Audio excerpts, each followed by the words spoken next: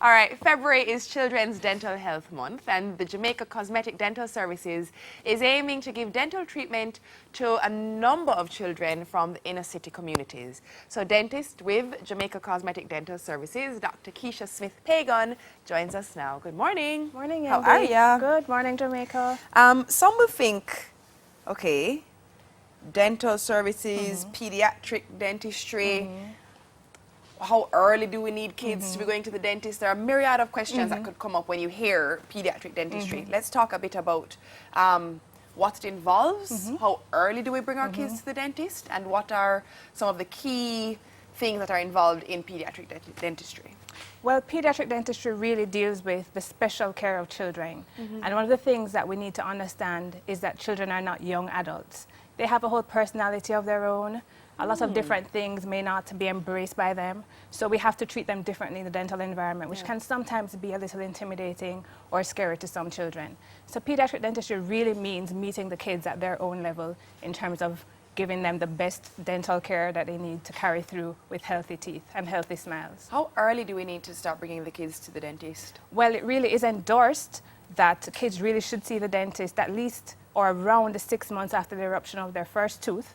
But really, by their first birthday, a kid should see the dentist. Yes. Wow. Why did I always think it was 2? Okay, that's good to know. First birthday. And as it relates to what happens then when I bring my child for the first visit? Because if you're saying first birthday, some would have about maybe 12 teeth on average about that time.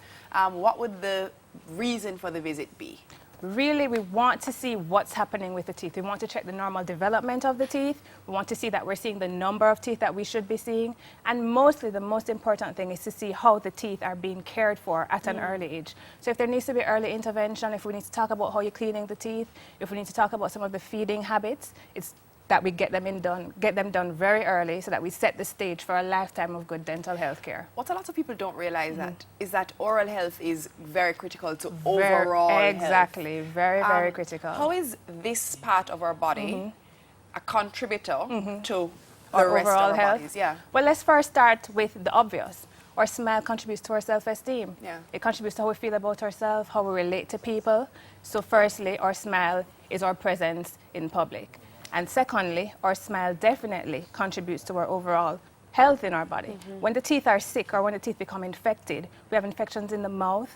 We have kids who now have to miss school who go to the dentist. And that's one of the major reasons why kids actually miss schools, actually dental I see problems. so many kids with cavities. Exactly. So many kids you see walking around with cavities. Exactly. Really and truly, that's kind of our fault. Really, because they can be prevented. And cavities are Kind of walking around preventable. with rotten teeth now. It's our fault, True. no? Parents must take responsibility, Yeah. indeed. Let's talk about some of the common mistakes then. Number one is allowing children to brush alone. Right. Yeah. So we definitely want to engender this independence in our kids, but truly our kids are not able to brush their teeth effectively until they're probably able to tie their laces. That's the landmark we use, which is about 7 to 8 years old. So until that time, kids do need supervision in brushing their own teeth. And parents should supervise, especially at the nighttime brush, which is the most important brush, to make sure that there's no food left on the teeth overnight, so the bacteria can't work to cause cavities on the teeth. So parents, we encourage you, help your children to brush until they're about 7 to 8 years old. So, for example now, because my daughter is 2, and she wants to do everything for herself. She Absolutely. wants to bathe herself, brush her teeth herself, take care of herself in the toilet, all of these things. Perhaps I do it first and then give her and say, okay, you do it now.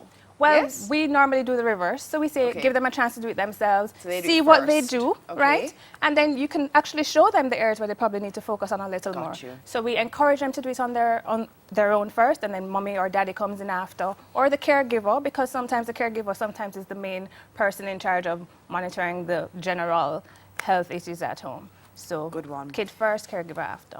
Putting the kid to bed with a bottle, that's a big no-no. That's a big one, and that's a major one. And that's Yeah. actually the main reason why we see cavities in kids. The sugars in the milk. Exactly. Eat on the teeth. So the It's a bottle, wrap. the breast, the Yeah. sippy cup, and these are all, of course, Even the important for breast. kids' growth and development. But it's important that before the baby goes to sleep in the night, that we remove all the food from the teeth and all the sugars. So wipe the baby's mouth with a wet rag, or have the child brush before they Even fall wipe off asleep. the teeth.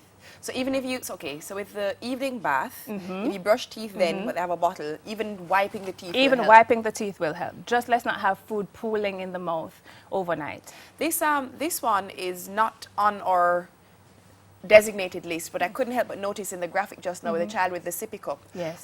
It made me think about pacifiers. At what stage do you stop a pacifier? Because you see teeth forming based on the pacifier through the night, no? Yeah. Generally, habits that we see in kids, they tend to on their own drop their habits by about 5 to 6 years old. We certainly do not want habits like finger sucking and pacifier use to travel over into the adult teeth. So we definitely want to stop habits by about 6 years old. And will the shape of the baby teeth have any impact on the adult teeth? It can. I mean, there's a genetic link, but there's also links based on external factors. So definitely, if you're putting something in the mouth, you can affect how the teeth come out and their positions. Okay. Making the first dental appointment too late. Right. This one caught me off guard. As I said, I thought it was 2, but you're saying as early as 1. Yeah, definitely by the first birthday. And I mean, as we said before, we want to see the kids anytime around where the first tooth erupts.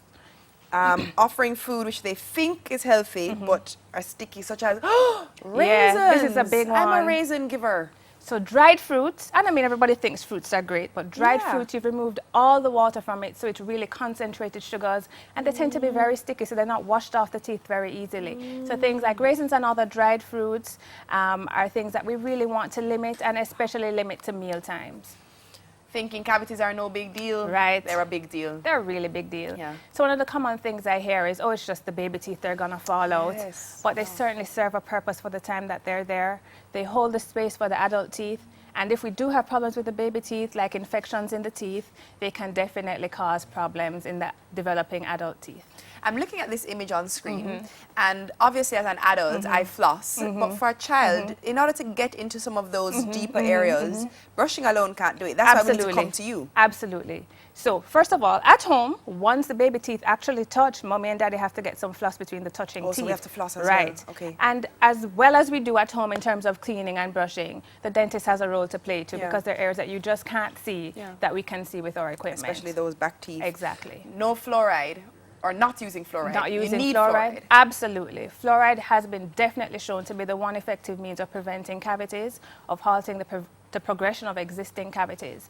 So kiddies always start off with low fluoride concentrations or no fluoride toothpaste. Because they swallow. Exactly. They can't spit. Exactly. As yet. But once your child can reliably rinse and spit out, we actually want them to switch to a higher concentration of fluoride. Actually, mommy and daddy's toothpaste is actually what we endorse for kids who can rinse and spit. All right. And our last one is for the older kids, too many sporty drinks. Right. So for kids who play lots of football and who swim and get involved in lots of activities, sugar-based. All these sports drinks are actually really bad for the teeth. They're very acidic and they have very high concentrations of sugars in them. So work with the coconut water. Coconut water and water really is good enough to help rehydrate our children. This is good stuff. And sorry, how often then do we bring our children to the dentist? Right. So kids, just like adults, should see the dentist every 6 months. Every 6 months. Wow.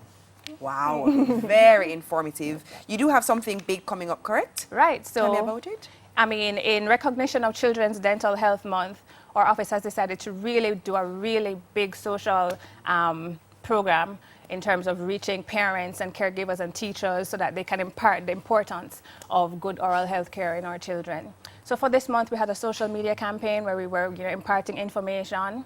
And to culminate our month of activities, we're actually having our community outreach, where we hope to treat 100 underprivileged and underserved kids who will be coming into our offices for free dental examination, cleaning, and dental sealants to help to protect the teeth in the long run. Excellent. We also have a great competition running for the rest of the month for our kids between 3 and 12 years old. It's a coloring competition where they can go on our website and download a picture for coloring.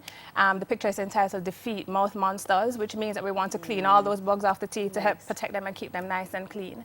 And all our entrants have a chance to win an iPad mini. So we invite all mothers and all dads to get their kids to download our form from our website, www.jamaicasmiles.com. And you can go on our website and get all the information that you need to enter this competition. Excellent stuff. Very, very informative. Thank you so much for joining us. Thanks, Amy. She is a dentist with the Jamaica Cosmetic Dental Services, Dr. Keisha Smith-Pagan. All right, after the break, we zoom in on the Cornwall College Photography Club. We'll be back in a moment.